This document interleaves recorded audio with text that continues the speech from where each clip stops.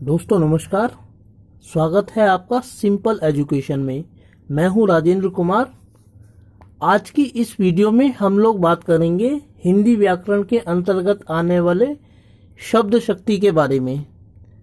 यह एक महत्वपूर्ण अध्याय है जो हिंदी व्याकरण को समझने के लिए ज़रूरी है और अक्सर विभिन्न प्रकार की प्रतियोगी परीक्षाओं में इस अध्याय में से सवाल पूछे जाते हैं और एक सामान्य विद्यार्थी होने के नाते भी इस अध्याय का अध्ययन हमारे लिए आवश्यक है, क्योंकि आम जीवन में हमने अपने रोजमर्रा के जीवन में हम ऐसे अनेक शब्दों को देखते हैं जो शब्द शक्ति के अंतर्गत आते हैं, परंतु हमें इनके बारे में कोई जानकारी नहीं होती है। तो इसीलिए दोस्तों मैं आपसे अनुरोध करता हूं कि आप इस वीडियो को शुरू से लेकर अंत तक देखें, और क्योंकि यह वीडियो बहुत ही मज़ेदार होने वाला है। तो चलिए बिना वक्त जाया किए हम शुरू करते हैं अपना अध्ययन शब्द शक्ति के बारे में। सबसे पहला सवाल दोस्तों हमारे सामने यही आता है कि शब्द शक्ति कहा किसे जाता है और यह कितने प्रकार की होती है। तो दोस्तों वह बौद्धिक व्यापार जिसके द्वारा किसी शब्द के अर्थ का ज्ञान होता है उसे शब्द शक्ति कहा जाता है, और यह शब्द शक्ति 3 प्रकार की होती है, या शब्द शक्ति के हम 3 प्रकारों को जान सकते हैं। कौन कौन से ये भाग हैं इनका अध्ययन हम करेंगे और इनके उदाहरणों के ऊपर दृष्टिपात करेंगे। दोस्तों पहली शब्द शक्ति है अभिधा शब्द शक्ति, और इस शब्द शक्ति के यदि अर्थ के ऊपर हम दृष्टिपात करें तो हम देखते हैं कि वह शब्द शक्ति जो किसी शब्द के साधारण अर्थ का या मुख्य अर्थ का अथवा वाच्यार्थ का ज्ञान कराती है उसे अभिधा शब्द शक्ति कहा जाता है। जैसे यहाँ उदाहरण मैंने लिखा है कि उल्लू उड़ रहा है। यहाँ उल्लू से तात्पर्य रात में उड़ने वाले एक पक्षी से है।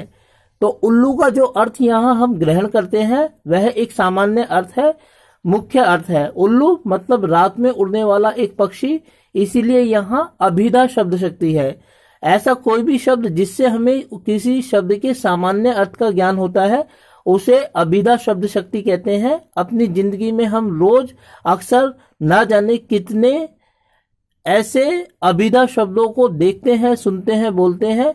उन्हें हमें जानकारी होनी चाहिए कि ये शब्दों की दृष्टि से अभिधा शब्द के अंतर्गत आते हैं। दोस्तों दूसरी शब्द शक्ति है लक्षणा शब्द शक्ति। तो लक्षणा शब्द शक्ति क्या होती है और क्या इसका उदाहरण है, चलिए हम इसके ऊपर दृष्टिपात करते हैं। तो दोस्तों वह शब्द शक्ति जो किसी शब्द के साधारण अर्थ का ज्ञान न कराकर किसी लक्ष्यार्थ का ज्ञान कराती है उसे लक्षणा शब्द शक्ति कहा जाता है। अर्थात जब हम किसी लक्ष्य को ध्यान में रखकर किसी शब्द को चुनते हैं तो वहां लक्षणा शब्द शक्ति होती है। उदाहरण के लिए मोहन तो उल्लू है। यहाँ उल्लू से तात्पर्य जो है वो मूर्ख से है, रात में उड़ने वाले एक पक्षी से नहीं, क्योंकि हमने यहाँ मोहन को लक्ष्य बनाकर कहा है और उसके लिए मूर्ख शब्द का इस्तेमाल किया है। इसीलिए हमने यहाँ उल्लू का प्रयोग मोहन को इंगित करने के लिए किया है, रात में उड़ने वाले पक्षी के लिए नहीं। इस प्रकार यहाँ उल्लू शब्द का जो लक्ष्य है वो बदल जाता है, वो रात में उड़ने वाला पक्षी ना रहकर मूर्ख को इंगित करने वाला शब्द बन जाता है। इस प्रकार जो यहाँ शब्द शक्ति है दोस्तों वह लक्षणा शब्द शक्ति है। और दोस्तों तीसरी शब्द शक्ति है व्यंजना शब्द शक्ति। तो क्या है यह व्यंजना शक्ति और कैसे हम इसको जान सकते हैं, क्या इसके उदाहरण है, इस प्रश्न पर अब हम दृष्टिपात करते हैं। तो दोस्तों वह शब्द शक्ति जो किसी शब्द के अन्य अर्थों का ज्ञान कराती है या व्यंग्यार्थों का ज्ञान कराती है उसे व्यंजना शब्द शक्ति कहा जाता है। व्यंजना शब्द शक्ति के 2 भाग होते हैं या 2 रूप होते हैं, शब्द शाब्दी और आर्थी। शाब्दी का मतलब यह है जिसको हम शब्द के द्वारा स्पष्ट कर सकते हैं। आर्थी का मतलब यह है कि हम सिर्फ शब्द से उसको स्पष्ट नहीं कर सकते, उसको जानने के लिए हमें उसका अर्थ जानना पड़ता है। और इसका उदाहरण है कि शाम हो गई है। दोस्तों ये एक सामान्य वाक्य है कि शाम हो गई है, लेकिन इसके अर्थ अलग अलग निकलते हैं। तो क्या इसके अर्थ निकलते हैं अलग अलग? इस आधार पर हम इसको व्यंजना शब्द शक्ति के अंतर्गत कैटेगराइज करते हैं। एक स्पष्टीकरण के रूप में यदि हम देखें तो शाम हो गई है, इस वाक्य का अलग अलग लोगों के लिए अलग अलग अर्थ निकलता है। उदाहरण के लिए मंदिर के पुजारी के लिए शाम हो गई है, इस वाक्य का अर्थ है कि शाम की पूजा पाठ शुरू कर दो। और एक गृहिणी के लिए या घर की बहू के लिए इस शाम हो गई है वाक्य का अर्थ है कि शाम के भोजन की तैयारी शुरू कर दो।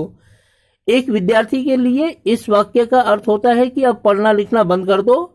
और जब हम एक नौकर के संबंध में इस वाक्य को बोलते हैं कि शाम हो गई है, तो नौकर के लिए इसका अर्थ होता है कि अब तुम घर जाओ। तो दोस्तों ये थी शब्द शक्तियां जिनका हमने आज की इस वीडियो में अध्ययन किया। हम रोज अपनी जिंदगी में अनेकों शब्दों का इस्तेमाल करते हैं, बोलकर, लिखकर, संकेत करने के लिए। तो अब कभी यदि आप किसी शब्द का अलग से इस्तेमाल करें तो ध्यान रखिएगा, ध्यान करने की कोशिश कीजिएगा कि यह शब्द शक्ति की दृष्टिकोण से किस शब्द शक्ति के अंतर्गत आता है। और यदि आप किसी कॉम्पिटिटिव एग्जाम की तैयारी कर रहे हैं तो भी आपके लिए यह है अध्याय बेहद महत्वपूर्ण है। तो दोस्तों मैं उम्मीद करता हूं कि आपको यह वीडियो अच्छी लगी होगी, और साथ ही आपसे अनुरोध करता हूं कि यदि वीडियो अच्छी लगी तो वीडियो को लाइक करें और चैनल को सब्सक्राइब करें। और साथ ही ऐसी वीडियोस के लिए मेरे साथ बने रहे मेरे यूट्यूब चैनल सिंपल एजुकेशन पर। वीडियो को देखने के लिए आपका बहुत बहुत धन्यवाद दोस्तों।